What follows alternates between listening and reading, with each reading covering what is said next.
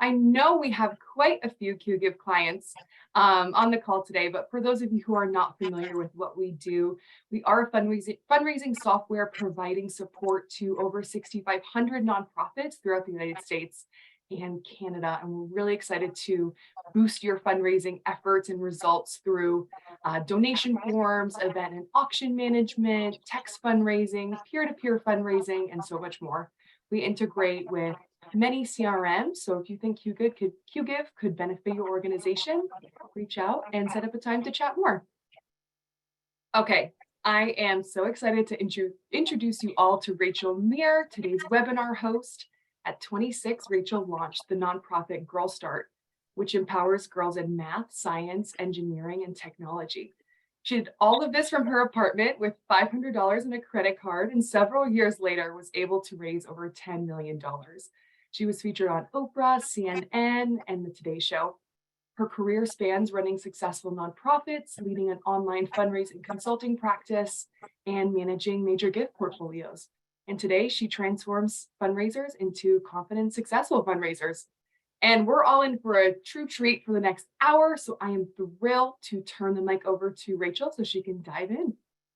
Thank you so much, Wendy. I am so excited to be here with everybody. You guys are in for a treat. And I want to reiterate what Wendy said. Type your questions anytime into the Q&A box, my fundraising friends, because I want to make sure I answer all of your questions. We're going to have so much fun. I love that intro. When I'm not helping people with their fundraising, I'm raising my 16-year-old twins. They're scheduled to take their driving test next Wednesday. That should be exciting. Be happy you're not in Austin, Texas, driving with them on the roads, but I'm doing my best to teach them to be really great drivers. I absolutely love fundraising, and I love helping people love fundraising as much as I do. And I love fundraising planning, and we're going to have a lot of fun today, and I'm here to answer all of your questions. You can learn more about me at rachelmeir.com.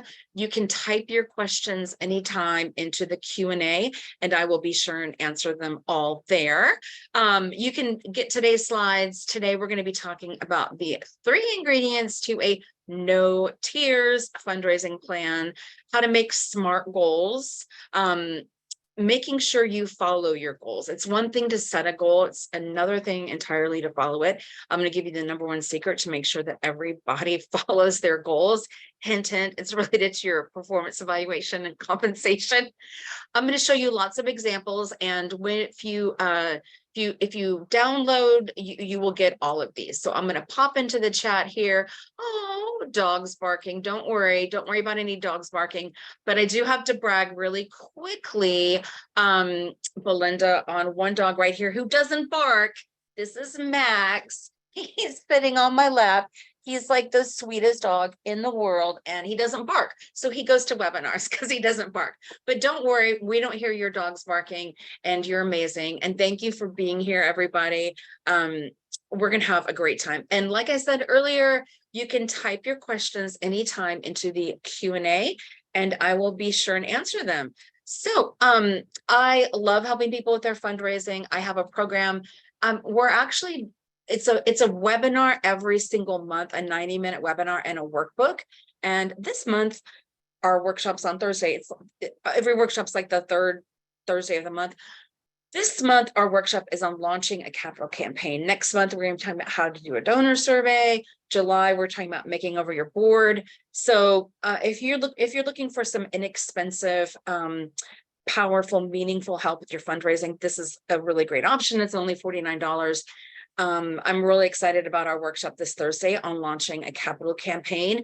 And if that's in your future, going to this 90-minute workshop is like getting an associate's degree in how to run a capital campaign. And I promise if that's on your task list for your nonprofit, you will find it really valuable. So anyway, we're going to get on with the show here. And I'm going to ask you to type into the chat, what kind of fundraising planning you do. So your lowest score is a 0, your top score is a 9.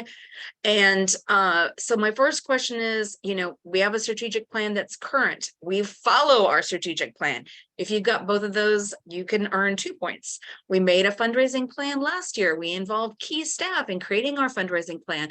Obviously, a strategic plan is different than a fundraising plan. A fundraising plan is something that you do every single year. It covers the 12 months out of the year or your fiscal year. Yay! So Jessica's a 3, Lynn is a 7. Go, Lynn. I'm proud of you. For Jessica, for everyone else who is like McKenna, Ethan, if you're a 4, if you're a 3, you're amongst friends. You can do this, and you're going to learn how today. And not having a fundraising plan is like planning to fail. It is so important for achieving your results, measuring your results, improving your organization. Okay, so Deborah is a startup. Even as a startup, you can have a fundraising plan because you got to raise some money, right? Okay, I'm going to invite you right now to type your answer into the chat here. What percent of fundraisers do you think do not have a written fundraising plan? 30%, 45%, 55%? Okay, what percent? I got a lot of people. A lot of people going with 45, a lot of people going with 55. Some people believe only 30%.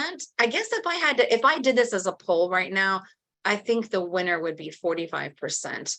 But the truth is, ding, ding, ding, ding, ding, 57%. Okay. 57% of fundraisers don't have a written fundraising plan. I know, Rihanna, this breaks my fundraising heart. This is terrifying. This is we got to do better than this, my fundraising friends. We really need a fundraising plan in order to be successful. So we're going to do a poll right now to learn about you. And my friend Wendy is going to be launching the poll for me.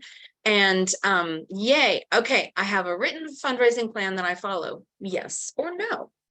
Type it in. I can't wait to see how you guys vote. I cannot wait. And when Wendy feels like a good amount of people have voted, she'll click on share results so we can see how we all came in here. Yay. Okay. 63%. So even more of you than the average. That was a study that our friends at Bloomerang did on people that, and they surveyed over 1,000 nonprofits. So 63% of you do not have a written fundraising plan. My goodness, my goodness. Okay, well, you have one now, because if you go to rachelmuir.com review, you will get a fundraising plan sample from me. So hop on that so you can grab that. We're going to move on to our second poll. I have a performance evaluation every year. Yes or no? Like, you sit down with your boss and your boss gives you an actual performance evaluation. I'm a little nervous to see where this one is going to land. I'm nervous that more than half of the people don't have a performance evaluation. And this is such an important part. Oh my God. This is such an important part of just changing the culture at your organization. For example, if your culture is, you don't have a culture of philanthropy, you want everyone to be more donor centric, you want to have more fun at your organization, you can create core values around the culture that you want, and you can evaluate people on how good of a job do they do living the core values. Okay, my fundraising heart is happy. 72% of you do have a performance evaluation. That is good. That is good. I'm glad to hear that. Okay, we got one more poll. I'm pretty sure this is our last one. We review my accomplishments in my evaluation, meaning like, yes or no, do you actually evaluate what you accomplished around your fundraising goals. I know that 63% of you do not have a fundraising plan. Surely you have some fundraising goals. If you do, tell me if you evaluate your fundraising goals in your evaluation. If you're not evaluated on fundraising goals, click no. But if you are, click yes. We might see a gap here between, I mean, if you've got fundraising goals you're being evaluated on, you should have a fundraising plan. But we might see the majority of you guys answering this question with a no, since 63% of you do not have a written fundraising plan that you follow. I'm excited to see how this one turns out. Okay, 56% of you are evaluated based on your fundraising goals. That is good news. 44% of you are not. That breaks my fundraising heart. That is all kinds of messed up. Goodness. I want you to set realistic fundraising goals, and I want you to be evaluated on reaching them. And life happens, stuff happens, and maybe you have a major gift donor who has dementia and you can no longer solicit the gift that you were planning for. That's not your fault. Life happens. But if you don't have a plan of how you're going to improve and the strategies that you're going to use to raise more money or launch new initiatives, then you're just throwing spaghetti against the wall, you're not really going to get very far ahead. Okay, well, I'm going to help you, Sarah, with some straightforward goals that you can measure, my fundraising friends. So this is where you can download today's handouts if you were like, I want my hands on these right now. This is some research by Adrian Sargent, the co-founder and co-director, with his wife, Jen Shang, of the Institute for Sustainable Philanthropy. Organizations with a written fundraising plan consistently outperform organizations that don't have one. Do you want to do better than the average bear? Of course you do. You wouldn't be showing up with Wendy and I if you didn't want to do better. Fundraising without a plan is like driving with a blindfold on. Don't do it. You wouldn't do that. You wouldn't take a job that didn't have a job description. You should be fundraising with a written fundraising plan. It does so many things for you. It allows you to push back on unrealistic goals. It allows you to stay the course and not get distracted with fundraising strategies that have a dismal return on investment. It's actually really your friend. And if you don't know where you're going, any road will get you there, and it won't be a clear path to get there, right? Failing to plan is planning to fail. Linda says we're 100% volunteer organization, but still set some goals, sometimes with a little thrown pasta. Okay, here we are in the kitchen. Now, this, no offense to pasta here, because I love pasta as much as the next person.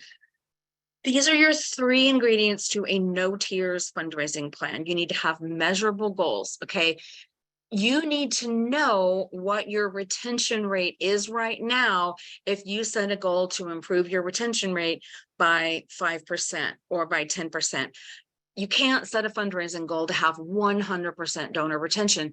It isn't humanly possible to have 100% retention. But if you've got 40% donor retention, set a goal to get to 50% donor retention. You need to know where you are. You need to evaluate where you are so that you can set reasonable goals, okay? And these need to be measurable. We will implement a stewardship plan by this date that involves 7 touches to make donors feel acknowledged and appreciated and know that their gifts are making a difference. Okay, you need to have measurable goals. You need to have a calendar. I'm curious, type into the chat if you are on a fiscal year calendar, meaning January to December, or if you are on a different type of, you have your own way of doing it. I like fiscal personally. Yeah, a lot of people are July to June. I personally really like fiscal. This is making me very happy. A lot of people are June to July, July to June. I totally get it. Another great reason why Wendy's so brilliant and decided to have this webinar now, because she's smart and she gets that. And that's like the next most popular. aside from doing a fiscal year. I like the calendar year because that's how donors think, but you do you. Just know that if your year is like June to July, donors aren't thinking, oh my God, it's their end of year in July. Okay, you're thinking that, but they're not thinking that. Okay, you need measurable goals, you need a calendar, a 12-month calendar, and you need owners. Every task has to have an owner who is going to do it. It doesn't make sense to have a task that's unassigned to anybody. Now, I'm going to walk you through the steps that you're going to take as you are setting your goals for your fundraising plan. And the first step is to look in the rear view mirror. Looking in the rear view mirror gives you a lot of opportunity. And I actually have this awesome questionnaire. It's 3 pages. You can download it and it walks you through all of these questions. Okay. So I want you to look back at your year, and I want you, and these are like a few of the questions that when you download this questionnaire, you're going to see what worked, what didn't. How do we hold ourselves accountable? How do we measure our progress? How should we measure it next year? What do we want to do differently? You know, these are really general questions, but they are great prompts to get you laser focused on what you did right, what you want to change, what worked, and what didn't work. Where do you get your best donors? And I'm going to invite you to type into the chat and tell me where you get your best donors. Maybe you get your best donors from board referrals. Maybe you get your best donors from donor referrals. Maybe some of your major gift donors refer you to other major gift donors. Maybe you get your best donors from your annual fund campaign or your end of year campaign. Interesting. Aurora said she gets her best donors from word of mouth. And so does Natalie. That is really interesting. Amanda says annual appeal. Lauren says adopters, volunteers, and donor referrals. Kevin said corporate social responsibility. That is really, really interesting. Kevin must be doing a lot of outreach to companies if he is getting it through corporate social responsibility, but that's fantastic. Jessica said community members who are passionate about our mission, one strong board member, and annual appeals. So if your annual appeal is your best source of donors, if you are getting major gift donors, if you're getting monthly donors, if you're getting planned gift donors from your annual appeal, you would be smart to invest in your annual appeals, invest in doing more. Maybe invest if you know in evaluating your best annual appeal, rerunning that appeal. Surprise, you might even have a better response from running the same appeal more than once, the exact same appeal. Awesome. Eva said corporate sponsors who are also major volunteers in our classroom and other programs. Ginger said events and grants. This is very interesting. You also need to know which fundraising source offers you the best ROI. Okay, so in general, events are the most expensive type of fundraising that you can do. In general, events cost 50 cents for every dollar that you raise, which is quite a lot. And by the way, don't be shy about typing any questions you have into the Q&A, my fundraising friends. We've got plenty, excuse me, we've got plenty of time at the end for me to answer all of your questions. So in terms of your fundraising sources, type into the chat if you know what fundraising strategy gives you your best ROI. Type into the chat. Major gifts in general and monthly giving have the highest ROI of any fundraising strategy. Okay, we had a couple people say grants. That is interesting. Sarah said major and planned gifts. Typically, major gifts, planned gifts, and monthly giving have the best ROI. The major gifts is really going to depend on, do you have a really good development director? Are they knowledgeable and experienced? Or have they been with your, the longer a great development director has been with your organization, the better they're going to do. A bad development director, you could have terrible ROI. So that's really dependent on the person. Of course, monthly giving, amazing ROI, but if the biggest thing that I see when people aren't seeing success with monthly giving programs is not giving the donor an incentive, meaning a reason why they should make their gift monthly. Danielle said, what is ideal ROI? So, you know, it depends on the strategy, because some strategies are going to cost more. In general, you could see, in general, it costs 50 cents. You're going to lose money on acquisition, but that's a long game, like doing acquisitional mailings to prospects. That's an investment. Your best ROI is going to be, as I said, on monthly giving, planned giving, and major gift fundraising. You know, the exact numbers on that are going to be dependent on your programs and your staff. But the average size of a planned gift in the United States is now at $100,000. So with just a small investment in planned giving, you could see a massive ROI depending on how many pledges you get. Monthly giving, the latest stats and figures, I would look at a direct solution. That's Erica Wasdorp's site. I actually, if you want to send me an email, Danielle, I don't have it right here in my brain at the tip of my tongue. But I want to say it's something like maybe like 7 to 10 cents for every dollar. So very, very inexpensive, and something similar for major gifts, but major gift is going to depend on the quality of your development director. Incentives for monthly giving mean you have to give me a reason to make my gift monthly, meaning, make your gift monthly and feed a hungry child all year long. It's not just make your gift monthly. QGive is an awesome software, and they have fantastic capabilities for you to encourage monthly giving. You need a line of copy in there that is telling people how much more good they can do if their gift is monthly. How much more good. It's not just make it monthly, it's do twice as much, help twice as many kids, deliver twice as many vaccines, etc. I love that people are asking too about, I love that people are oh, sorry. Didn't mean to give you any vertigo there. I love that people are talking about grants. And I think that's important to really be evaluating and be aware of your ROI for grants, because some grants offer better ROI than other grants. I'm from Austin, Texas. I'm a native Austinite, which is like being a unicorn in my hometown of Austin, Texas. But there was a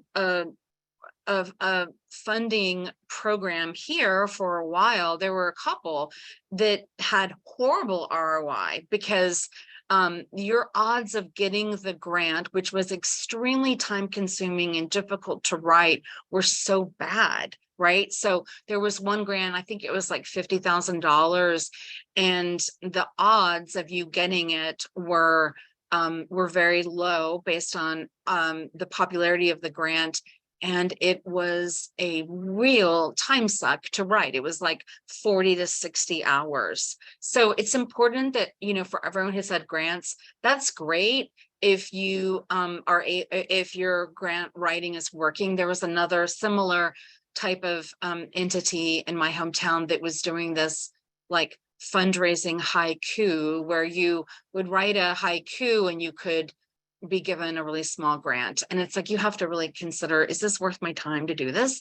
But as important as your time, you need to know who are your most loyal donors. And if you know who your most loyal donors are, type into the chat and tell me who they are.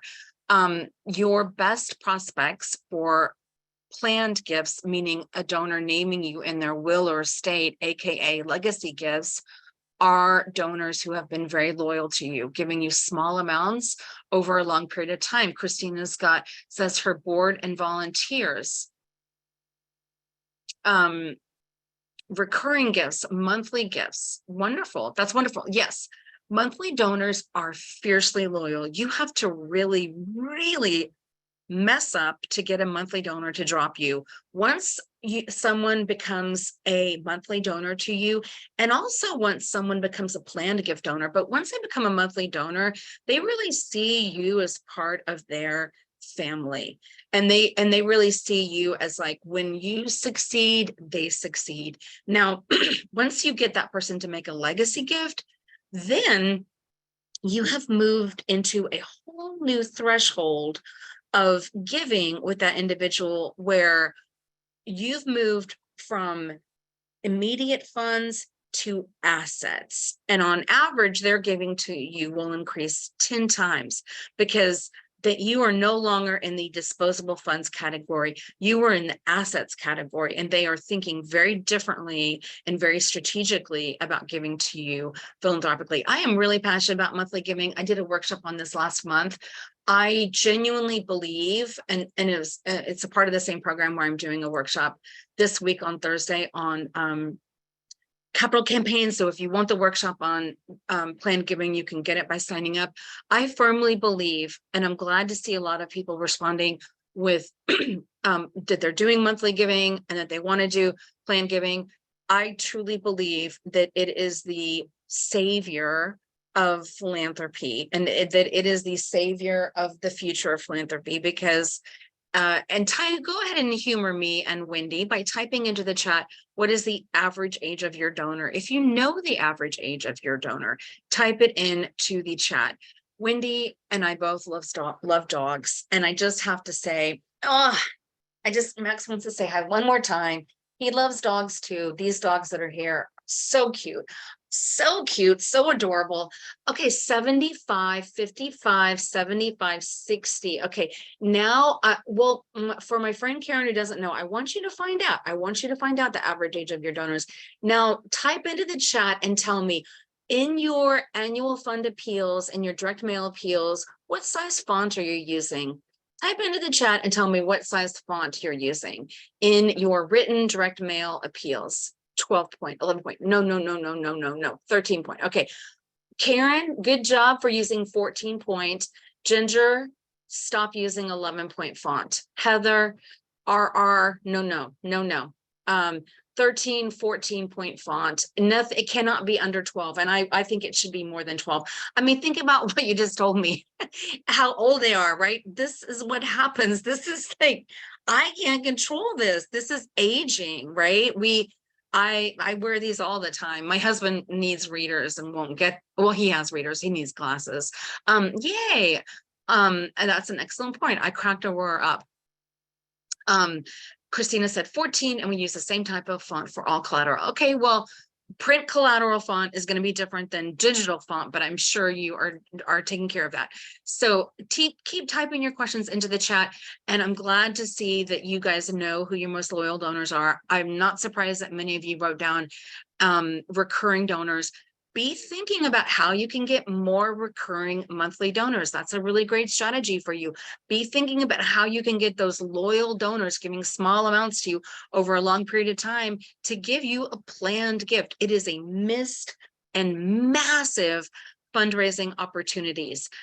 So next month in my league, we're actually doing a workshop on donor surveys. So this is a question that you can think about as you're doing your fundraising plan. What do we most want to learn from our donors, and how will we ask?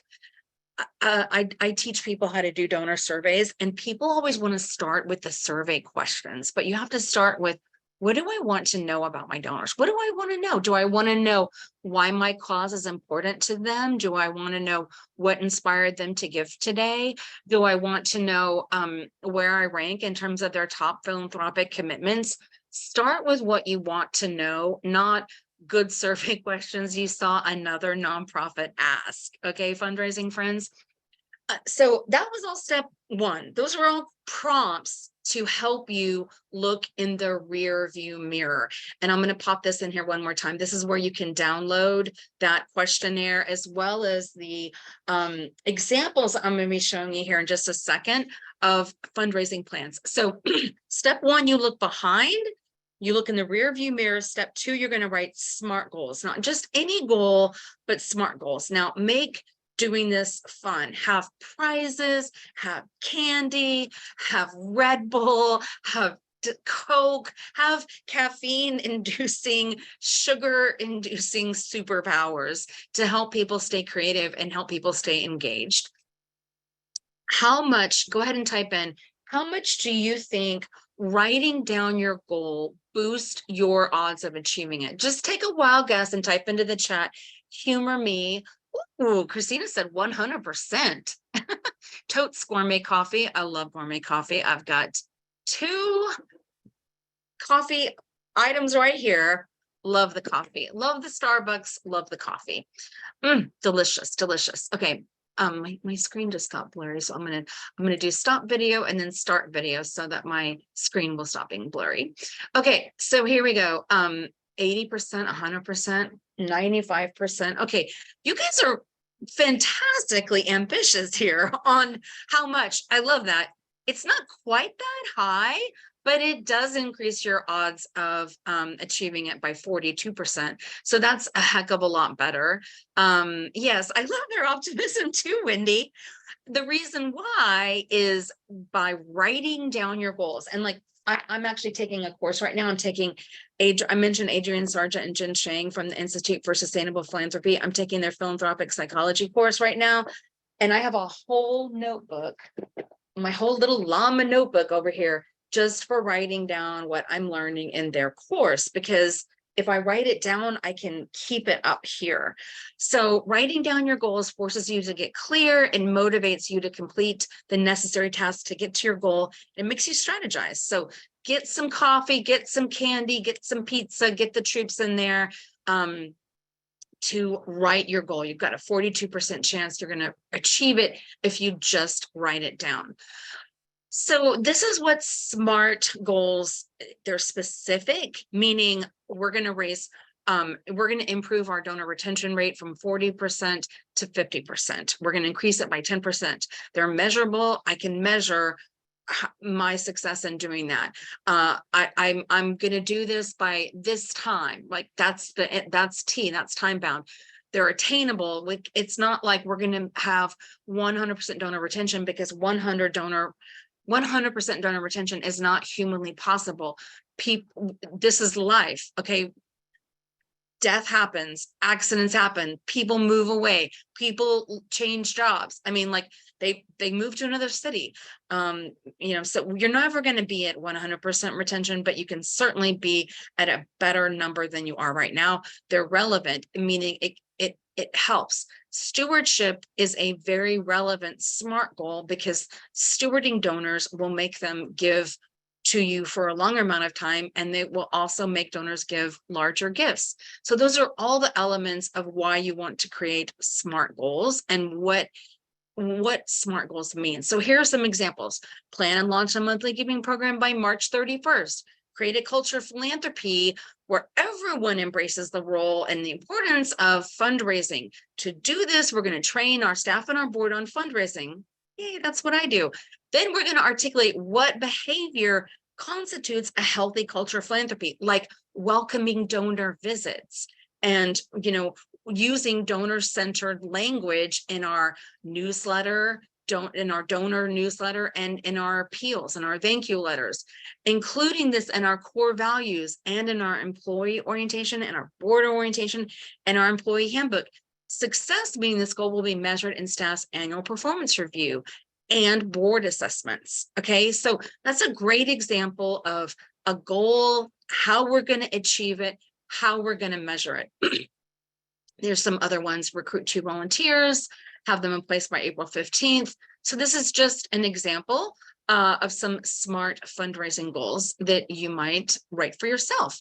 Step 3 in our plan here, this is the final step. So we had looking back, we had writing SMART goals, and the last step is assigning owners. Okay, it's not going to get done if no one is accountable for achieving it.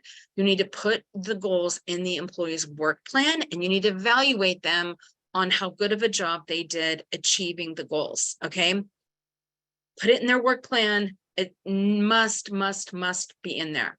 So I'm going to look at some of these awesome questions. This is an interesting one. And I'm going to put this in here. If you guys, I'm about to show you a couple sample fundraising calendars, and I'm going to put a link in here where you can download them.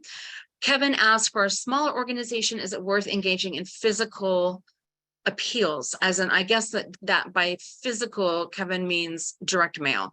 We have tended to use email even for end of year campaigns. This is an easy, simple answer, my friend. And McKenna and Lauren, I'm going to answer your questions too. I'm going to show you this eye candy sample fundraising plan. I've got lots of examples because I'm a visual learner, and there are lots of ways to represent this visually. Kevin, there's an easy answer to this. Yes. I mean, a rising tide lifts all boats. Doing a direct mail campaign in addition to doing a email campaign will generate more gifts for your organization. It's up to you to identify the cost. It's a slightly different, a direct mail appeal looks different than an email appeal. Writing for the web is different than writing print copy. But yes, a rising tide lifts all boats. The more channels you use for your fundraising appeal, the more success you're going to have. So this is just a visual example. Okay, I've got my fundraising plan. One of those goals is increasing donor retention rate by 10%. This is the strategies that I'm going to implement in order to do that. I'm going to start a new welcome program. The tactic in that strategy is to make welcome phone calls to new donors. The owner of that is going to be my development coordinator. Those calls are going to be made within 24 hours or 48 hours of receiving a gift. This other piece of the strategy is evaluating our current stewardship plan and how we implement it. The development director is going to own that. They're going to make their recommendations by this date, right? So that's an example. People consume information differently. I'm going to show you lots of different examples. This is one that you can download for all of my animal care organizations. I encourage you to check out ASPCA pro.org. They offer shelter planning calendars. So animal care has their own fundraising conferences, and they have their own calendars, right? Because there's all kinds of events, right? They've got their, here we've got 17 plants that are toxic for pets.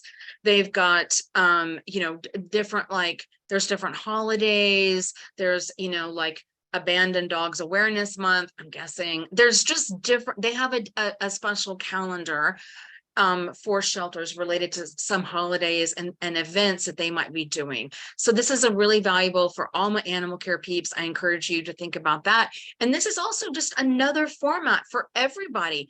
This is using a monthly calendar format to organize your fundraising and your communications plan. Okay, so you can think about that. You can download that at aspcapro.org. Yay, Belinda.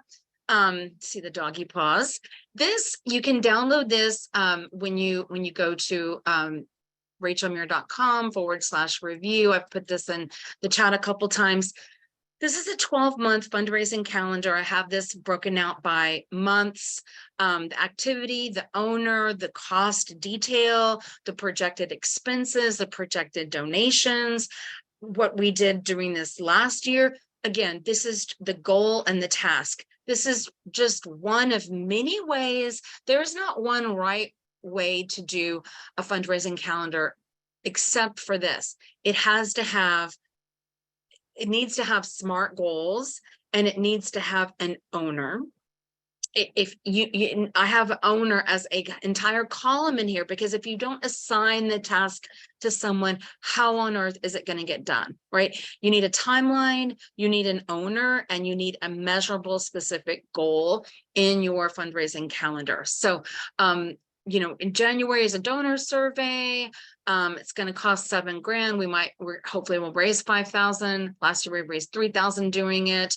We're doing this to discover our donors' interest, to reveal planned gifts, and to reveal planned giving prospects.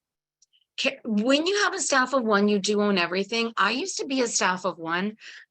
I was a staff of one for an entire year, which felt like a really long time.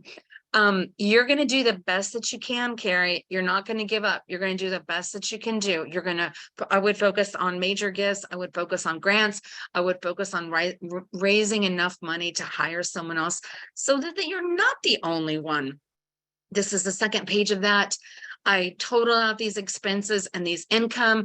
I have a template of this if you go to rachelmuir.com, and you will also get this completely blank as well for you to fill out. Now, I put cost detail, I put expense, and I put the donations that we're expecting.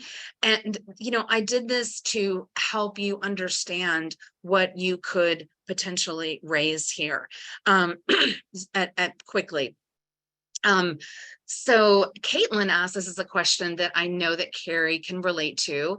If you're the only one in charge of fundraising with other duties for a small school, what's the best way to streamline your fundraising plan and maximize your ROI? I would focus on major gift fundraising. If you have limited time and if you have limited staff, I would focus on major gift fundraising. Absolutely. Rachel asked, do you find that having multiple owners to one activity can be a challenge to truly define the ownership? Yes. Having multiple owners, have one owner. Maybe there's multiple people that are part of it, but one person owns it. One person is like one person is ultimately responsible for, did it happen or did it not happen? So Lauren's question is also kind of similar here. And this is another thing that I have in here. This is a sample communications calendar. And I really like this. You've got access to these templates. A fundraising plan is different than a communications calendar. A fundraising plan details all the fundraising activities that are going to happen and how much you're expecting to raise from them and what your measurable goals are and who the owners are. Communications calendar outlines your communications for the year. Okay. A major gifts portfolio outlines your major gift ask that you are going to make, when you're going to make those asks, and how much you expect to raise. In my opinion, you need all three of those to be successful with your fundraising. So yes, thank you for answering that, Sarah. For Kelly, I did share these. Kimoko, that is such a beautiful name. You can access all of these when you go here. You'll get an email from me that has links to everything. McKenna asked, what methods can we collect more data about our donors? Do longer giving forms? Oh, no. Don't break me and Wendy's heart. Longer giving forms with a bunch of personal questions absolutely turn donors off. They do, and they cause abandonment. And you don't want someone to abandon making a donation to your cause. You want them to make the donation to your cause. What methods can you use? You can use surveys. I'm doing a workshop on that next month. Surveys are an awesome opportunity for you to get to know your donors, for you to raise money from your donors, for you to reveal major gift donors and planned gift legacy donors. Surveys are the answer to McKenna's question. So, and for Kimoko, get the calendar, rachelmuir.com/review. We've got more time for questions. We've got 13 whole glorious and gorgeous minutes. I've answered a lot. Please don't be shy. Please ask me more questions. It sounds like a lot of you are really struggling with being a small organization. I hear you. I was once in your shoes and it's tough. You're going to do the best that you can do. You're going to focus on your major gift prospects. You're going to focus on what are the biggest goals that you have? What are like the 3 biggest goals that you have for the year?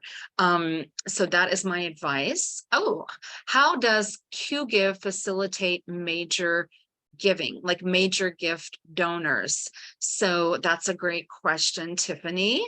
I'm assuming that Tiffany is a QGive client and she might be wanting to learn more about how, if there's anything that there's ways that she can use the tool, Wendy, for managing a portfolio or maybe setting goals or reminders for her. If there's anything you want to add.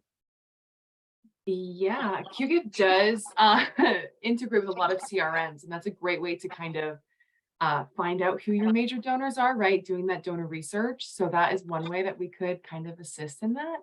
So those would be my recommendations. I love it. Okay, I love this question from Rachel. Rachel spells her name differently than me, as you can see from the slide right here. what is the number one question you would ask in a survey? And when do you think is the best time to launch a survey? Anytime is a great time to launch a survey. The only thing I would say is a bad time is don't launch a survey right in the middle of end of year fundraising. Okay. Like when you've got so much noise going on with your end of year, that's like not, that's when I would say don't do it. Then, and I gotta say, Rachel, this is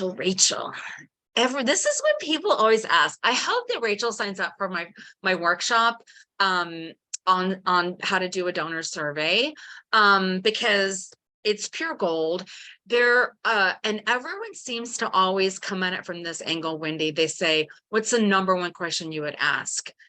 Well, the number one question is the question that answers, what does Rachel want to know? I mean, instead of starting with the question, I want you to start with asking yourself, what do I most want to know? What do I want to know about my donors? Like, that is a question only Rachel Schrinell can answer. I can't answer it. Wendy can't answer it. Only Rachel can answer it.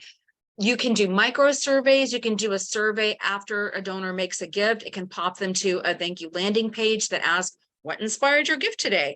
You can do a survey after a donor makes their first gift and they get their thank you email. It can have a PS with a link to a couple survey questions. You can also do an email donor survey. You can do a mail donor survey. There's lots of different ways to do surveys, but it all starts with the same question, which is, what do I want to know? Okay, Sarah asked a really, really good one, and we still have time. We're here having fun answering your questions, beautiful friends. Maybe someone has a question for Max. Wendy's got a really great dog. Oh my God, she showed me a picture. Super adorable. So maybe Wendy's dog is going to get some questions. Sarah asked, we have annual performance goals for the office, and then there are individual plans. Other than a dollar goal, what are some other SMART goals for an individual plan? Okay, a dollar goal is meaningless unless you have other things, okay? Because here's the thing, let's pretend like Wendy and I work together. Wendy and I both came from the fundraising world. We came from nonprofits. Let's pretend like I'm the executive director and Wendy is my major gift officer. And last year she raised $1 million, and this year we set as a goal for her to raise $1.5 million. And let's say that Wendy came in and she did it, and she raised $1.5 million. And we jumped up and down and we got out some champagne and some chocolates and we toasted and we celebrated, and we thought we were like, Wendy's getting a raise, life is golden. But if Wendy had a goal to boost donor retention from 40% to 50%, which is a great goal, or even to boost it from 40% to 45%, then, and if we looked at donor retention and if we saw that in fact, Wendy only had $500,000 coming in from the same donors who had given the year before, and $1 million of that money that she raised was from totally new donors, we might think about, gosh, why did we lose so many donors? How's our stewardship? How's our cultivation series? And Wendy and I would be in a stronger position as fundraisers, as individuals, and we would be putting our organization in a better position than just having a dollar goal. Because if you just have a dollar goal, I just want Wendy to raise $1.5 million. She could do it any way she wants to do it. And it isn't just about the money, it's about maintaining these relationships. It's about building better sustainable sources of fundraising, like legacy giving and monthly giving. So that's why you should have not just a dollar goal. And when you say annual performance goals for the office, like the office is an office, people are people. I would give people goals, and the office to me feels a little vague. Kira asked, is a pretty full page of words too much in an appeal? Oh, girlfriend. I mean, if it's a great wall of text, yeah. I mean, there's a science to fundraising. There's an art and there's a science. I hope that I'm going to pop this in here, not to brag on myself, but I do hope you consider signing up for this, because there's lots of workshops on fundraising copywriting that I would love for you to help you be better at your fundraising copywriting, Kira. When you are writing a fundraising appeal, it needs to have, if it's an email, a very compelling subject line. I have a mild obsession with subject lines, as Wendy knows about me. I love email, and I love email subject lines. I have a Google Doc of all my favorite subject lines, and I add to it almost every day. And yes, I get super inspired by for-profit brands, but a full page of words schmerds. I mean, that's like mumbo jumbo, right? You need to have in a direct mail appeal, you need to have a compelling header. You need to have a compelling header in an email. You need to have an immersive storytelling that puts the donor in the middle of the action. You need to reflect on that donor and what kind of a person they are, that they care about your cause, and then they don't want to see this kind of suffering go on, and they want to do something to help. So those are just some ingredients in a fundraising appeal. There's a couple of design things. I couldn't draw my way out of a paper bag, and I did not go to design school either. Secretly, I think that would have been really fun. But I have a friend who did, and she went to Savannah College of Art and Design. And there's something called cognitive ease. Cognitive ease is Pinterest, okay? Pinterest is cognitive ease. This hopefully you feel like this slide you're looking at now is cognitive ease. Easy to look at, easy to understand, kind of makes me hopefully want to buy something. Cognitive friction is just a hot mess, right? Cognitive friction is like, instead of going shopping at Nordstrom's, I'm going to go dig through the bins at Goodwill. Nothing wrong with digging through the bins at Goodwill. Lots of fun if you love thrifting, but there's a lot of stuff to sift through, and it's something you have to kind of be in the mood for. So too many words in an appeal, that is cognitive friction. Easy to understand Pinterest, that is cognitive ease. So you're going for cognitive ease. You're going to use a large font. You're going to have 1.5 spacing, and it's going to be short sentences that are easy for the reader to read. Annie asked, you mentioned 3 types of calendars earlier. Yes, I did, my fundraising friends. I mentioned, I'm going to type my answer here, and I'll put it in the, well, here, you can download it here. 3 types. It wasn't stewardship. It was, and you can get these calendars, the fundraising plan calendar. Okay, the fundraising calendar. There's that calendar. Okay, there's your communications calendar. Now, you don't have to have, well, it depends on your sophistication. All the one-person shops, they can just have a fundraising calendar, and I'm fine with that. I'm not going to give you any grief. You're one person. You're doing a great job. You know, God bless you. You take care of yourself, you beautiful person. If you are a 3 people, 5 people, you know, more people, if you're at 3, heck, if you are a 2-person, or if you're a 5-person shop, if you have a communications person on staff, if you have anyone working in communications, if you have anyone working on fundraising, you should have a fundraising plan. You should have a communications calendar. And if you're doing major gift fundraising, you should have a major gift portfolio. That is a calendar of your top major gift donors based on the calendar year, what they gave last year, what you're asking them for this year, and how you're doing on reaching your goals. I love it. Belinda's letting the dogs out. Max, can you say, says goodbye, Belinda? Let those dogs out. This was so much fun. We answered all of them. Max is the star of the show. Thank you for making a guest appearance, Max. And thank you everyone for taking your time with us today and learning about year-round fundraising tips. I had so much fun. I'm happy that I was on mute and camera off, because I was laughing and smiling the whole time. That was so much fun, Rachel. Thank you so much for taking us on this journey with you. So fun. You guys are awesome. Keep up the great work, you guys. Thank you for everything that you do for the nonprofit sector. And thank you for being an awesome partner, QGIve. You guys are the best. Thank you guys so much. If you're going for CFRE credit, this webinar is eligible, so submit tomorrow. And this recording with the slides will be out in your inbox tomorrow, so keep an eye out for that as well. Thank you again, Rachel. We love having you. Thank you. It was a blast to be here. All right, Enjoy we'll your see day. ya. Bye, guys. Bye, Max.